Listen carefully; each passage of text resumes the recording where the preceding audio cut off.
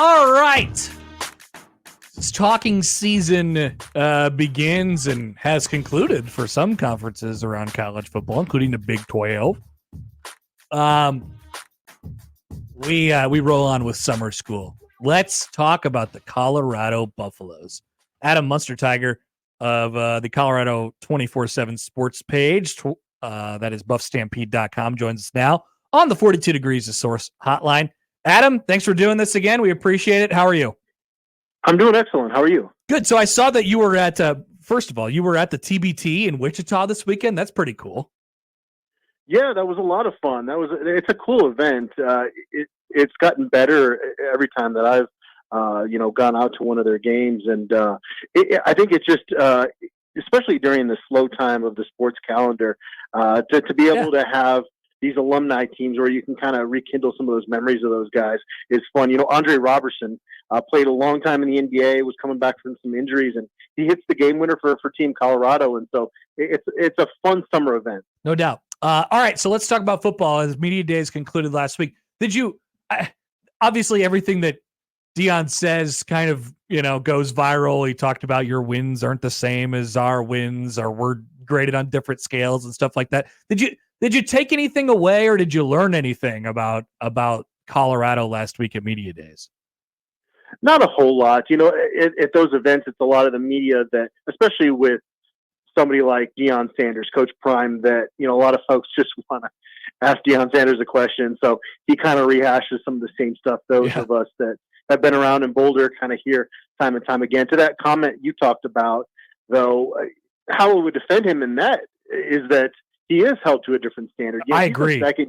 He's a second-year head coach, and so the expectation would be, just get better. But because he himself sets higher expectations, and obviously other people then expect more out of him. And the approach they've taken by building this roster through the portal has accelerated their timeline, and as a result, kind of accelerates the expectations. But you have to just look back to the fall of 2022. And Colorado was the worst FBS program in the country.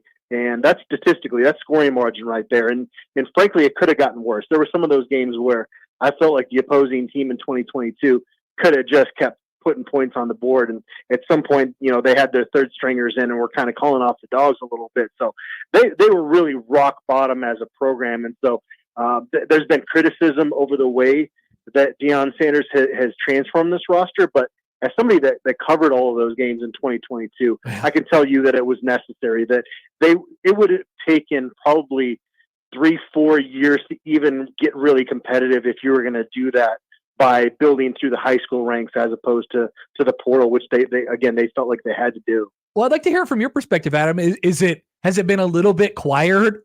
It seems like it's been quieter around there this offseason, but the churn is still, looked and felt a little bit more the same. Maybe less talk, I guess. From your perspective, has it been quieter this offseason preparing for season 2 under Deion Sanders? It doesn't really feel like it. Yeah. Just today, Paul Feinbaum comes out and says, a week after saying that basically Colorado's irrelevant and nobody should pay attention to him, now he's saying that Coach Prime should be the next head coach at USC. And so, no, the national folks, they get clicks when they talk about Colorado. Yep. The Athletic ran a big hit piece on Colorado earlier this offseason. So from my perspective, it doesn't feel like it's slowed down. But, they did go 4-8 last year. So I think there's some people that maybe are kind of tired of the Colorado being in the spotlight until they win more games than they did last season. And so I understand that, but there's still a lot of hate coming at Coach Prime and the Buffs this offseason. As far as the personnel that they've brought in, obviously there was a lot addressed along the offensive line this year for them. I guess what stands out to you about the additions or the subtractions? Like where did they come out from a net perspective on personnel with this churn of transfer portal recruiting and all things put together, this roster compared to last? The big difference is definitely in the trenches. They had good skill talent on their team in 2023, and partly why they got out to that 4-1 start was the play of Shedeur Sanders and Travis Hunter, two of the top players at their position in college football. And they've got some other pass catchers that they've brought in. this year. And so even defensively, you know, Travis Hunter going both ways. They've brought in some really talented defensive players, but those spots were already pretty good last season. Where they really struggled was, you know, obviously everybody points to the offensive line, giving up 52 sacks before Shedeur Sanders was finally knocked out with a week and a half left in the season. It had turned into an unmitigated disaster, that offensive line. They started out the season kind of okay, and then in that overtime game that Colorado had against Colorado State, Colorado State really exploited the weakness within that the interior of that Colorado offensive line, and from that point forward, other teams were like sharks smelling blood in the water, pinning their ears back, and it was really, really tough for any Colorado fan out there to watch that, because Shedeur Sanders was spending as much time on the turf as he was making plays. And so that was the focus. They brought in more offensive linemen that have power conference experience, whereas a year ago, through the portal, they were bringing in offensive linemen through the JUCO and FCS ranks, and the stage proved to be too big for those guys. And so they wanted to get a Tyler Johnson that had already established himself as a top offensive lineman at Houston, Khalil Benson, a vocal leader at right tackle coming in from Indiana, and Justin Mayers, who was kind of developing into an NFL prospect at guard, but, you know, didn't have that stage at UTEP, and he'll have that obviously at Colorado. The concern is still with that offensive line group is just your left tackle is going to be a true freshman, Jordan Seaton. Now, he was a five-star guy coming in, but I've mentioned this before. You know, we saw Caden Proctor, a very talented left tackle, struggle early last season at Alabama. He got better, but I think that's going to be the same thing with Jordan Seaton. He's going to be an NFL first-round draft pick in 2 years, but we saw in Colorado spring game, early on that first drive, he gave up a sack. After that, settled in, played really nice. Well, if you're giving up 1 sack a game at a position, that's not going to pan out well. So you're going to have to see that improvement out of him. I think you will. It's just a question of how quickly that's going to come. So there's a question there. Defensively, they've definitely improved the depth there as well. They were in their front seven. They were pretty thin last year, and that makes sense. It's hard to rebuild an entire roster, one transfer cycle, because you're going to miss out on some of those guys that come in with a pretty good resume on paper, but they get there, they just don't fit in. They're not quite as good as advertised. And so you've got to then kind of churn through that, the second off season. And it feels like they've done that, but you know, they got to get in there with live bullets to really show just how improved they are in the trenches. But the floor of both the defensive line and the offensive line is so much higher than it was a year ago. Now, what's the ceiling? That's the question mark, and it's hard to pinpoint. But Colorado will be a better football team this fall because every transfer window under Coach Prime, they have gotten better. Now, again, the proof is in the pudding, and I get people point to the 4-8 record last year, and you know, and so they got to go out and prove it. But from a personnel standpoint, you can't look at this roster and say that they haven't improved substantially from a year ago. What do you think that, I guess maybe even Deion Sanders in particular, what do you think he learned from year one at coaching in a big program and this kind of big undertaking and a huge rebuild, obviously, that you mentioned it. I mean, they were able to turn over the roster. What did he learn from year one that could be applied to year two, given that they still had some more churn? Obviously, they have more coming back this time around. Like, what do you think he takes from that and applies to this year? Well, he had coordinators that were college coordinators. Sean Lewis came in last year as their offensive coordinator from Kent State. He was a head coach at Kent State, enjoyed a lot of success with their up-tempo offense. And then on the other side of the ball, they had Charles Kelly as their defensive coordinator, who came in with Alabama from this pretty complex defensive scheme that at Alabama, you have the luxury of developing guys at most positions. Sure, they'll have a true freshman, like I mentioned, Proctor, come in and play right away, but generally at Alabama, you got a couple years for those guys to learn the system before they're really shoved into the spotlight. And so last year, having these college coordinators, these transfers coming in were swimming, and they were not a very disciplined team, a lot of procedural issues. So what Deion Sanders said he learned is, first off, patience because he had to. He didn't have a choice there. Yeah. But the other side of it was he wanted to bring in an NFL offensive coordinator as well as an NFL defensive coordinator with more simplistic schemes to be able to, again, build through the portal and not have these guys, their heads spinning, allow them to go out and play fast. Again, it's kind of what I said earlier about, this is all going to sound great in the springtime, in the summer. You got to go out there and prove that getting these NFL coordinators is going to make a huge difference. But there's clearly a comfort with Pat Shurmur, their new offensive coordinator, who was previously a head coach in the NFL and offensive coordinator for the Broncos.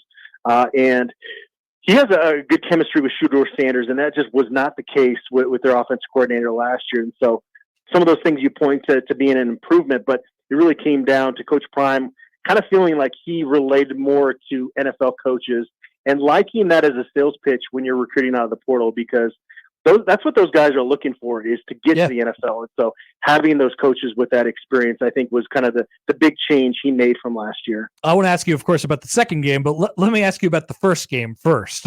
Coach Prime said that he was, jokingly, that he was mad at Rick George for putting North Dakota State on the schedule. That is a really sneaky one and definitely an interesting one on the opening Thursday of the season against North Dakota State. How prepared do the Buffs need to be for their opener before they go to Lincoln? Yeah, it's funny. These non-conference games are scheduled so far, and I'm trying to think back. I think the North Dakota State game was scheduled like 6, 7, 8 years ago, and the reaction at the time was, "Why would you do that?" Yeah, right. And so now it's coming around. Now North Dakota State has gone through a coaching change, so there is some change in their program, but they're kind of like that Boise State where they bring in the next coach and just that culture is there. And so it's going to be a tough matchup. And I guess the only good thing you could say about scheduling a North Dakota State over a different FCS program is that they have your attention. You look at what they've done against power conference programs in the past and how many games they've won against FBS programs. And you certainly are not going to go into that game sleepwalking. It's going to be the season opener, a home game on Thursday night. The college football week 0 slate is pretty weak, and so that's going to be a game with a lot of eyeballs on it. So I think that helps a little bit, but still, that is a program again that has that winning culture established, and year in and year out is just really solid in the trenches. They're kind of the FCS version of Utah in the sense that they're always going to be solid in the trenches, and that just makes them a tough out, no matter if you're a power conference opponent or not. I'm going to ask you this is admittedly sort of a leading question. So I wonder what the attitude is from the fan base on the Nebraska game, given that Colorado has won the last 3 and they won it last year. And, Nebraska, frankly, just, didn't look good and overpowered in the second half, obviously, of that game. How do the fans feel now? This is the 4th and final game in the series until I don't know, it may never resume again. Who knows at this point? They come to Lincoln, like how big is that of a mark on the schedule for fans and I guess the team alike, if there's any insight there? Yeah, it's big. And part of that is that when Colorado left the Big 12 to join the Pac-12, there was this thought that, we'll get in that Pac-12 conference, we'll have some tight games against other teams, and a rivalry will develop. Well, that never happened. And part of that was that, Colorado struggled for pretty much most of that stretch that they were in the Pac-12. And so there wasn't a whole lot of animosity coming at them. And so they just didn't have these games where you would go into it and have that rivalry feel to it. And certainly they played Colorado State most years, but because they're not a power conference opponent, a lot of the fan base didn't really want to accept that as a true rivalry. And so when you had those games against Nebraska, it was a lot of fun for Colorado fans because it brought up those old rivalry feelings that they used to get going into those Big 12, Big 8 games. And so that's what's been really fun. Now, obviously, they've had success, and that's kind of added to it. But I have yet to hear a Colorado fan say that they do not want to schedule Nebraska going forward. In fact, I think most Colorado fans would love it if Nebraska was on the schedule every non-conference season. Yeah. Adam Munster-Tiger of BuffStampede.com, the Colorado 24/7 sports site. Well, Adam, we appreciate you doing this. As always, I'm sure we'll do it again before September 7th in Lincoln. Should be fun. It should be fun. Before you know it, I'll be on the road, headed out to Nebraska. Looking forward to it. Awesome, man. Thanks. Thank you. That's Adam Munster-Tiger, BuffStampede.com. You can check out the coverage there. It just has felt a little bit calmer around there this offseason. Definitely. I really like that. I mean, this is from their perspective, but there seems to be some real logic behind the moves, what they did in the offseason, bringing in the NFL assistants and, last year it just moved so fast and everybody's learning at the same time. But you had Shador. Like, it feels like a program that has a steadier base underneath them. We'll see if that plays out. Obviously, they get a program with a really steady base underneath them in North Dakota State right off the bat, obviously a different level. And then I think Nebraska has a pretty stable ground to stand on at this point. So, definitely, those are the types of things that I think can throw them off. I'm also interested in their fit, and we don't have time for that, but they're kind of fit in the Big 12. Just looking at their schedule, they played Utah last year. They're going to get Utah again, but it might be more physical in the Big 12. Not your big brother's Big 12, right? Where they're like, hey, first to 60 wins. K-State has built their program that way. Mm-hmm. I just don't know if those are great matchups for that team. But we'll see. We'll see what it looks like. That is an interesting fit in a really interesting league this year. They need to be better in the trenches, and the first two games are really going to test their trenches. They should, and then they go to Colorado State, so that they'll learn a lot about themselves in the first 3 weeks. Quick break. We'll come back with a little more before we chat with Sam McEwen of the World Herald. More to come on 1620 The Zone.